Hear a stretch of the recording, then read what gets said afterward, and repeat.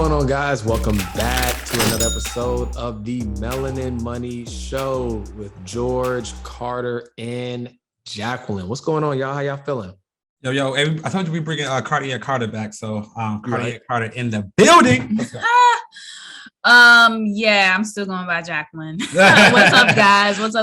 Look, I'm gonna try to bring you guys a ton of energy because I don't have a lot of heat for this episode. So you're gonna come with energy because you gotta compensate. Yeah, for sure. But that's a good disclaimer. So, like, at the end of the day, guys, like, we know that those people, everyone who tunes into this episode, that we are at least one of your go-to resources when it comes to all things personal finance, wealth building, and entrepreneurship, right?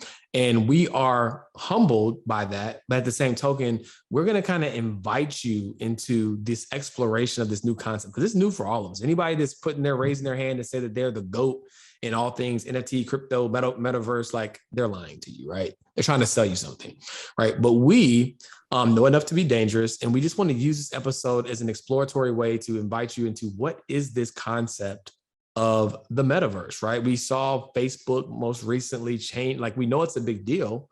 Facebook changed their name. Like, you know how much brand equity is in a name, especially a name that you've had for years, right? Decade. Like, it's been a decade, right? Yeah. No, since 2004. That's when longer than that, but a long time, right? There's so much brand equity in that. So for them to lean in, you know that this is a big thing, right? So that wasn't a lean. They jumped in with both feet to change their name and their ticker symbol. That's how you know it's real, though. Yeah, but it also been in the works since 2018. It's still real. They changed their name. You know what happened? It's major. It's major. It's most about the timing of it, right? So it's like we're just seeing, like, because crypto had a really big resurgence, not resurgence, but like people started to really gravitate towards it, like, in 2017. And crypto, NFTs, and metaverse are kind of all, like, and blockchain, right, are all really just a part of the same ecosystem, in my opinion, right? But let's just kind of at a high level explore, right, what is the metaverse? So the way that Mark, like, my homie, my homie Mark, the way that Mark likes to think about it is, instead of looking at the internet, we're experiencing it, right? And for a lot of people, it's hard for them to wrap their head around, like, oh my gosh, what is this? Like, is it going to be like a video game? Like, but here's the thing. The reality is virtual reality. If you look at the actual definition, and if you'll excuse me, I'm actually just going to, like, literally read the definition of virtual reality. VR, or virtual reality, is a computer generated environment with scenes and objects that appear real, right? So when you think about that, in its fundamental definition, VR happens every day already on Instagram. When you put on a filter, when you do the little Photoshop, when you take the picture just to get cute for the photo shoot for Instagram, but you looking like a bum at the crib, like, that's creating images. I feel personally attacked. That was a little harsh, but you know what I'm saying? Like, when you do those things, you're trying to create this character of yourself, right, online, right? So what does that mean? That means that you are valuing your digital life, right, equally, if not more, than you're valuing the presence of your real life. So on a fundamental level, virtual reality, when you think about it in that context, has already happened. And so when you go back to, and I actually made this prediction in April of 2020, I actually posted it on my Instagram. I think it'll be 2 weeks by the time you guys hear this. 2 weeks ago, you can go back and look at it. In April of 2020, I saw it. It was clear as day to me. The Zoom parties, everybody, the over amplification of Instagram Live. I said, okay, well, what's happening here? We can no longer see each other in person. We still value the concept of human presence. So what is the next best thing, right? It's these elements of technology that allow us to feel like we're connected. So what the people of the VR world and the augmented reality world are saying, well, shoot, can we enhance that experience, right? So instead of it just being a Zoom call, right, can we put people in the experience to where, like, if Carter's in LA or Jacqueline's in Atlanta, we can put on the same goggles or headset, and now there's a hologram, right, of me experiencing that with them. And the crazy thing about VR, I've been told that it's about 96 to 98% reality in terms of how your brain interprets it, right? Because if you think about an experience, it's all about how you feel, right? Right. So if your brain is saying, man, this is like 98% the real thing, then this VR world right? This metaverse is going to be a major, significant evolution in technology. So I'll pause there for a second and see if you guys have any like initial thoughts on that.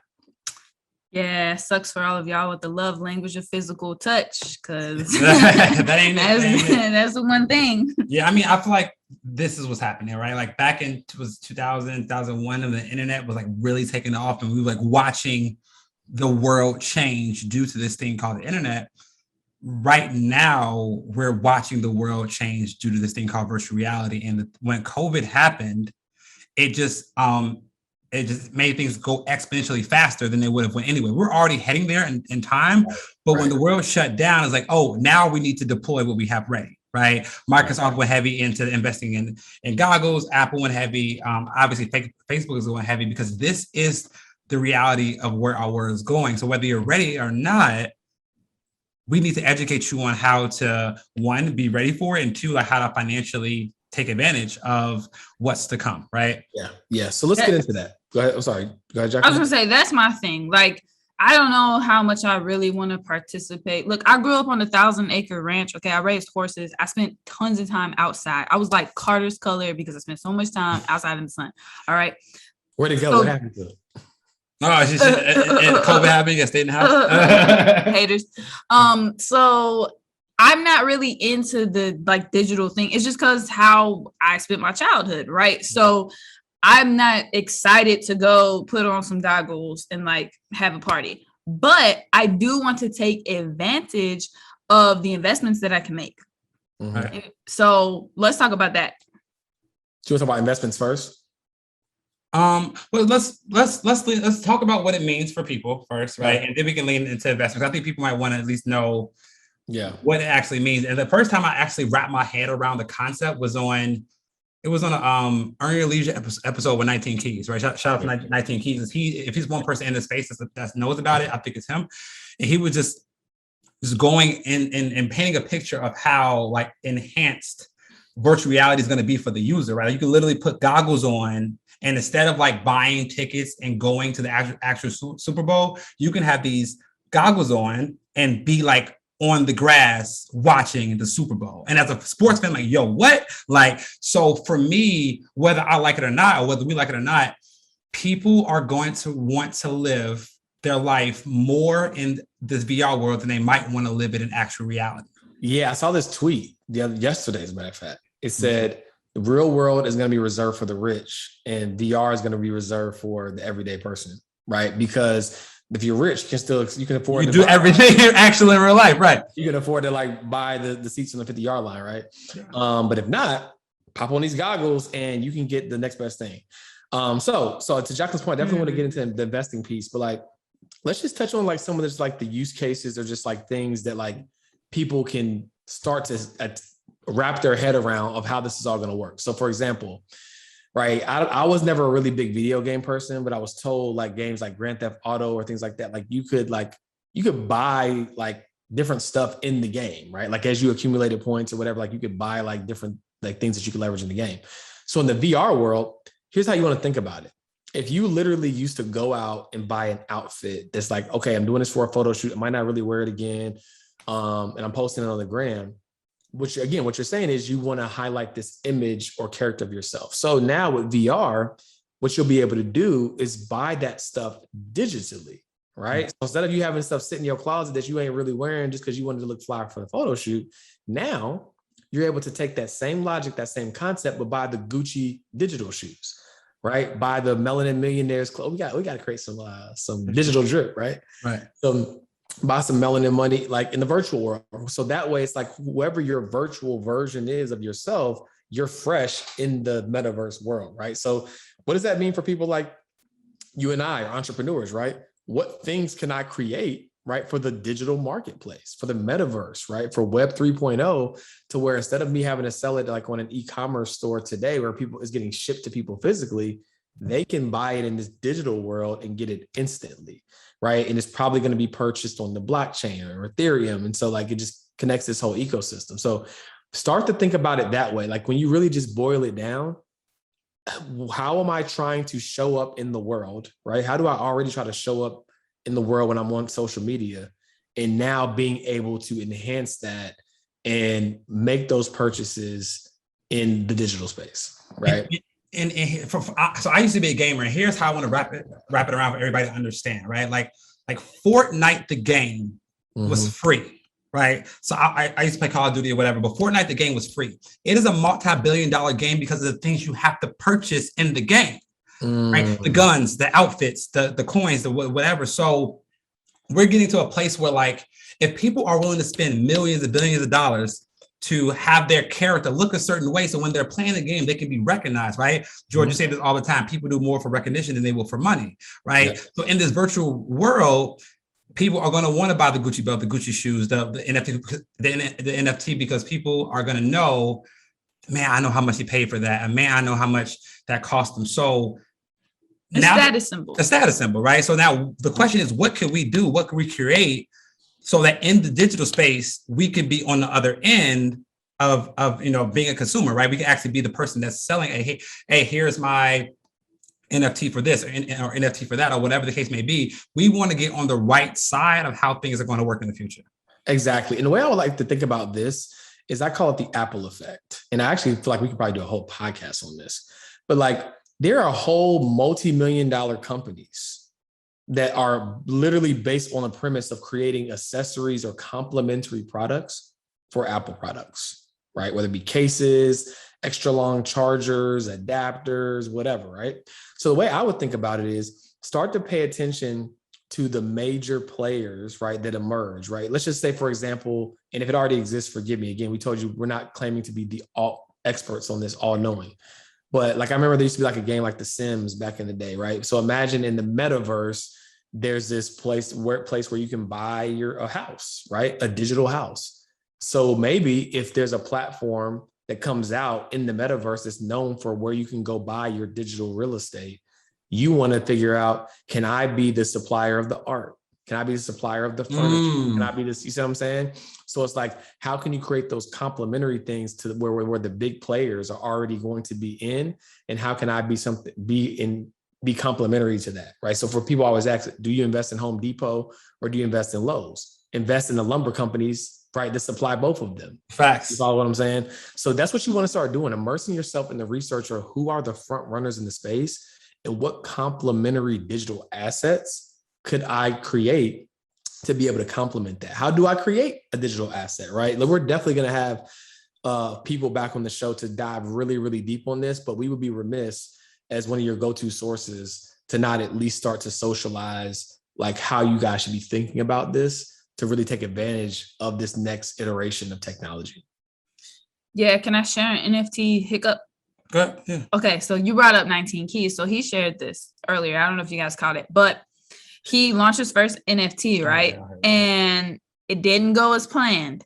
Because when he launched his NFT, you have two options, right? That was his fault though, right? It was his fault, but thank you for making this mistake so that people like me who are like really behind on digital everything can catch up. So when you sell your NFT, you can either sell it for whatever your ask price is, right? So you can set a price, call it $10,000, or you can have people bid on your NFT.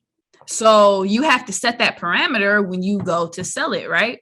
So in 19 Keys case, he wanted to set it for a bid. He wanted people to come in and bid the price of his first NFT up. Well, he accidentally set it to an ask price. So the first person who came in was able to just buy it when he meant to have a bid on it. Gotcha. So NFT sale hiccup. If you guys are going to get into this space or you're already in this space, make sure you don't do that. Yeah, and I can give you all some insight because I actually have a client that sold like 11 or 12 NFTs at this point.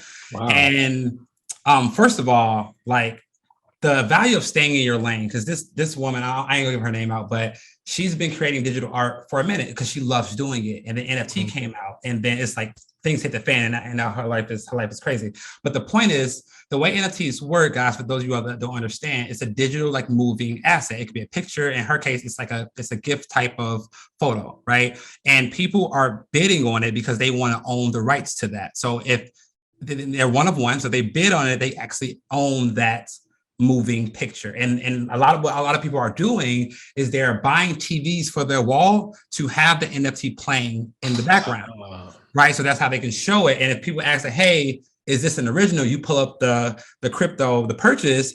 This is the one of one. I own this, right? So they can go resell that down the line because they're the only owner of it. Mm-hmm. So that's how NFTs work in the actual physical space. But in the digital space, you can have that NFT playing on your shirt as you walk around, right? So people are gonna, like, the flexing that's gonna happen in digital space is gonna be outrageous. Right. The things that people are gonna do, the flex to show that they have NFT or whatever, like, it's going to be insanity. If y'all thought like actual flexing was crazy. So this, I think, is a great time, whether you like crypto or not, you have to pay attention.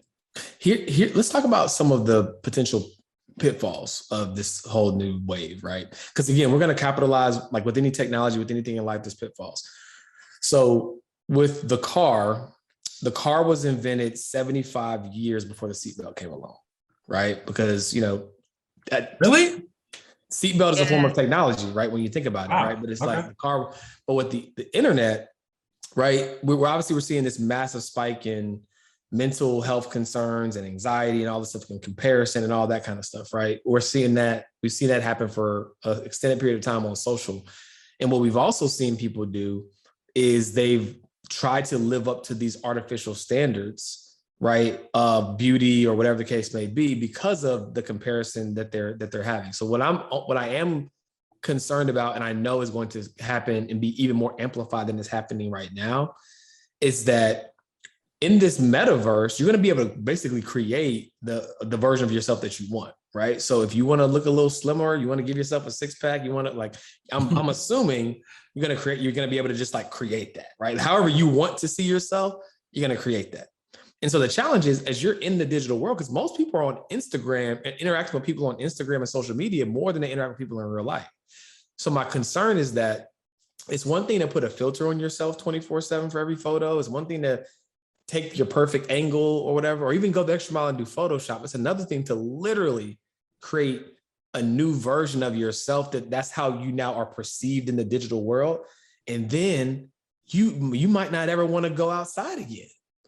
Right? That's my concern. Is like, if the person that I could not become in the real world, I could just manufacture in the metaverse, that's going to decrease your desire to show up in real life. And you're going to have a bunch of people just like with headsets on all day. And it's not far-fetched, because what do people do now? I mean, people's screen time is over 10 hours a day.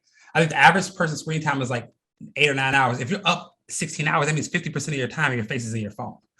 Right. So we're already seeing that, like, the health and the mental ramifications are going to be insane. And like you said, until they find a seatbelt for the metaverse, right? Because they haven't found it for the internet yet. Yeah. I mean, regular Web 2.0. Right. So it's going to be a problem. It's like, it's already a problem. So for me, let me speak up for the ladies. Okay. These are the type of friends you need. I found this. I never used filters, right? Never until like maybe 5 months ago, I found this filter and I was like, oh my gosh, this looks bomb. I need to use this filter. So I started using this filter. My friends were like, we're not FaceTiming you. We're really not going to talk to you. We're not interacting with your social media until you stop using that filter, because it's messing with your mind.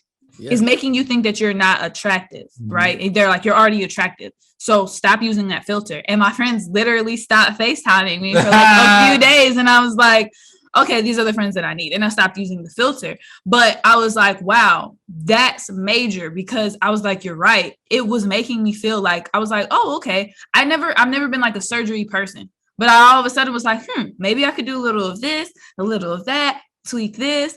Okay. So it starts messing with your mind. Your mind starts getting distorted, right? And we've had, if you guys have seen Social Dilemma on Netflix, where it's like people who are actually really high up in these social media companies have come forward and said, yeah, this is actually detrimental to the way that we view ourselves, the way that we interact with other people. So it's going to be interesting to just kind of watch this unfold. And maybe there is no way for them to set a seatbelt on the metaverse or the universe or the whole entire social media internet realm. And that's part of why Mark is in court every week, right? That's why he's getting grilled every week. And so I think that that's fine for us to understand, like, maybe there won't be anything seatbelted for the entire internet, but that's where the personal responsibility comes into play. And we've got to start accepting personal responsibility for, our screen time and for our habits. That's one of the things I like about having my iPhone, and it just keeps track of my screen time and what apps I'm using. I used to be anti that, but now I lean into it heavily because I'm like, no, that tells me where I'm spending my time. Am I being productive? Am I in my productivity apps, or am I just BS scrolling?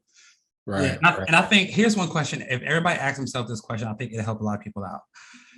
You need to ask yourself the question, are you using the internet, or is the internet using you? Or are you using the metaverse, or is the metaverse using you? So anytime on my Instagram, I check myself to ask myself, am I using Instagram, like, to make money, to make sales, to promote myself, to build my brand, or is it using me, meaning mine is scrolling? So I think that when people enter this metaverse, or, have to interact with this virtual reality world, like, check yourself at the door.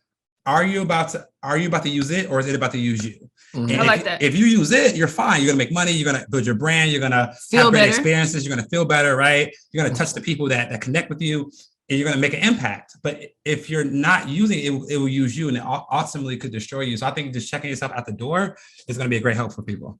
I think I like that better than the line I use. The line I use is like, every day I ask myself, today, were you a producer or were you a consumer? Okay. You can use both. I need to have a scarcity mindset, right? Yeah. Did I get used today? Did I get played? Did the internet play me today? Right. Yeah, or was I in control? Did I play it? And so, guys, like, again, we didn't want to use this episode as like this super technical, like, here's everything you need to know about the metaverse, right? It's to introduce you to the idea that this reality is coming, right? And how you can start to, number one, to Jacqueline and Carter's point, mentally prepare yourself. Because here's the truth, right?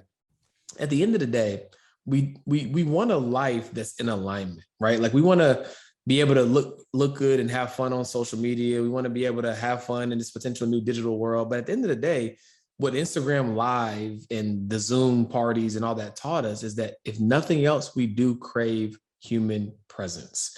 We do crave our actual life. These things were just ways to facilitate something that we could no longer do, right? So just never lose sight of the fact that, like, these things technology is designed to enhance or simplify your experience, right?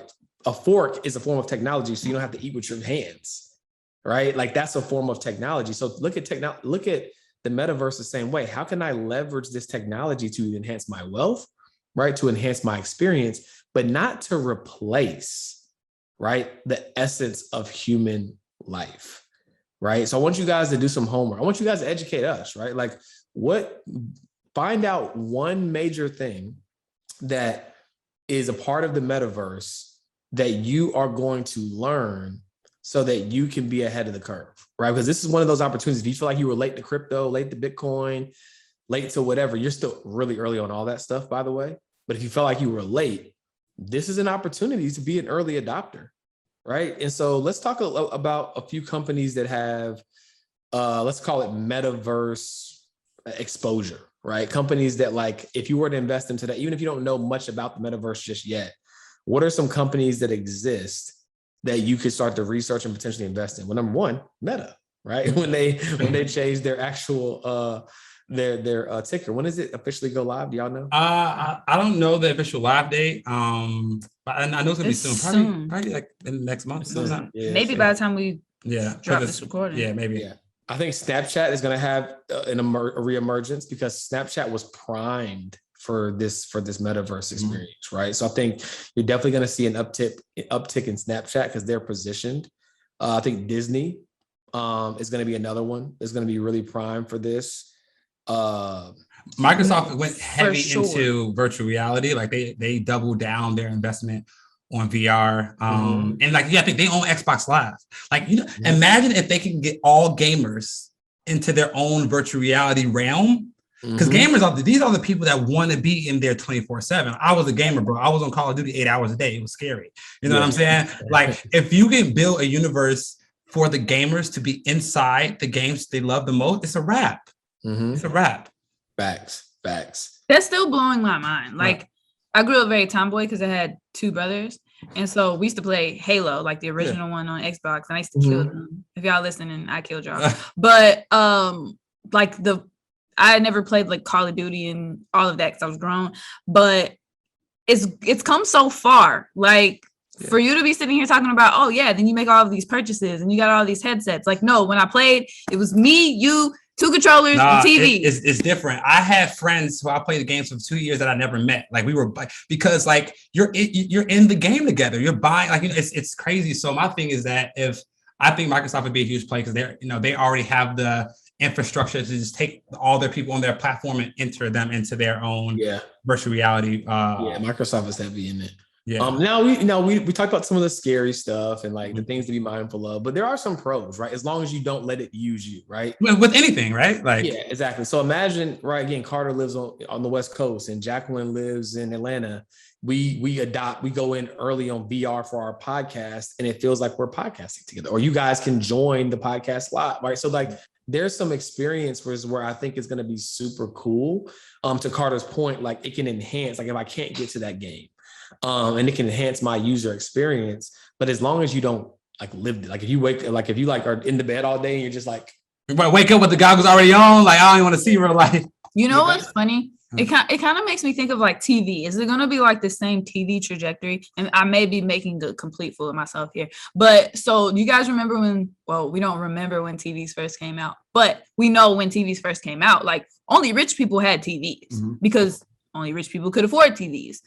So is VR going to be the same way? Is it going to be like only rich? Because it's kind of like how laptops or iPads were at first, right? Anything that comes out new, only rich people, only people who have money, who have access to get that can get it. So is it going to be the same with like the goggles? Like at first, only rich people can get the goggles, but then eventually it's gonna flip flop. So like in terms of the Super Bowl, it's like, if you're poor, then you're at home with the virtual glasses. But if you're rich, then you can afford to go to the Super Bowl. Yeah, that's a good point.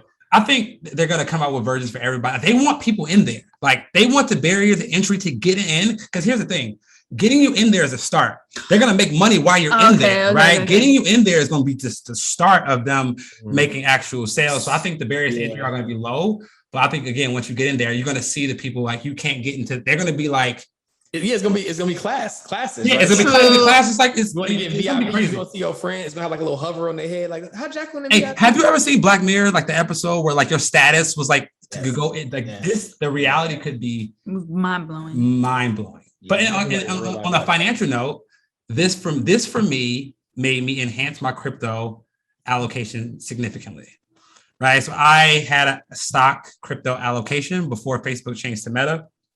I still have an allocation, but once that happened, it just made everything real for me. So I just significantly enhanced my crypto investment because it's no longer a question if it's here to stay or not. Like it probably wasn't a question a little while ago, but for me, this was like the stamp on the mailbox, like stamp it. You know what I'm saying? So for anybody that thought crypto was just something that's going to go away, no. Yeah, it's interesting. So I hop in this what do they call Twitter groups? The listening Reddit? Twitter. No, Twitter. And you can listen. I don't know. I don't know. Twitter Clubhouse. I don't know.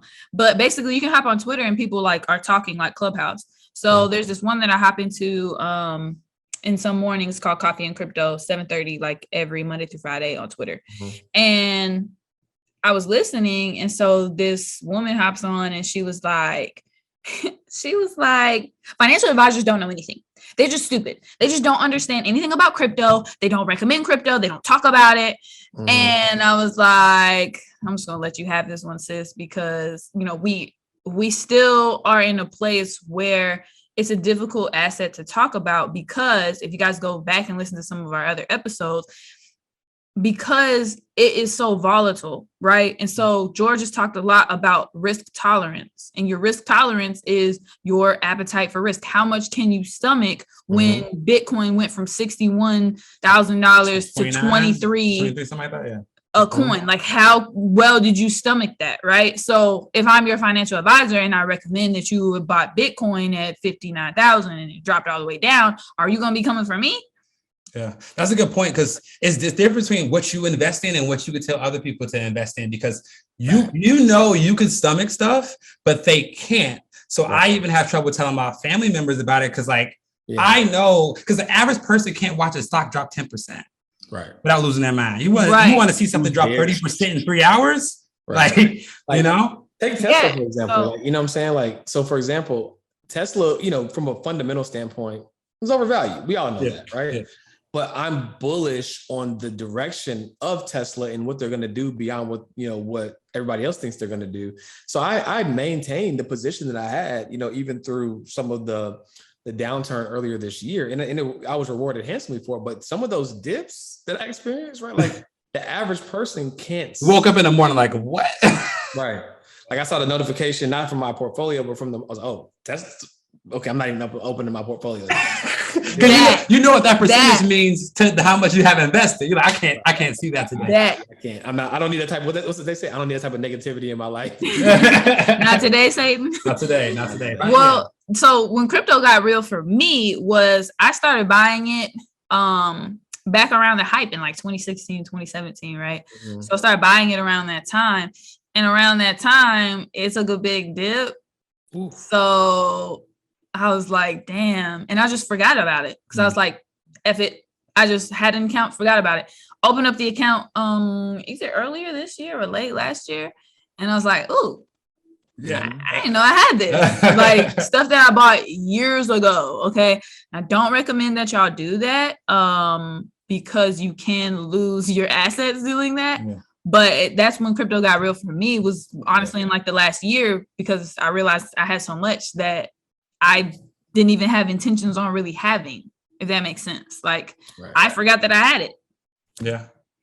Facts. So I was so I opened up the account and I was like, whoa, okay, that's a nice surprise.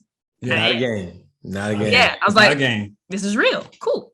No, cool, man. Like I'm excited to see the evolution of this. Like we're gonna, make sure that we really equip ourselves and become the money test dummies for you guys when it comes to all things metaverse, cryptocurrency, blockchain, just so that we can really provide some real meaningful insight. But we wanted to use this again as an introductory episode, really just to expand your mind on what's possible. And as Carter and Jacqueline said, like start to wrap your head around how you're going to make sure that you use it, right? Either to enhance your lifestyle, either to enhance your wealth or whatever, and not be used by it, because it's coming. It's coming. And we hope that we can make the most of it and not be pimped out by this new iteration of technology. Facts. Well, I mean, I think that's good for today's episode, right? I think we definitely need to do something like again down the line, when it's more clear, but like getting the people updated about it. And we're going to have a heavy crypto push in December, just getting y'all increasing your understanding about it, but y'all got to be in the Melanin Millionaire Club. So join the club, melaninmoney.com/join. Anything else y'all want to add? Nah, outside of that, guys, just stay tuned in. Make sure you subscribe. Make sure you leave a review. And, make sure that if you have a question or free advice that you want, make sure that you submit that to us at podcast@melaninmoney.com. And Jacqueline, anything you wanted to add before we go? Yeah, no, just leave the review, subscribe, let us know what you want to hear. We're so excited to drop this information for you guys and really expand your minds. Like my mind was expanded today. So we're definitely going to get some people who are like experts in this space to come talk to you guys. And we can't wait to continue this conversation. Absolutely, guys. Until next time. Peace.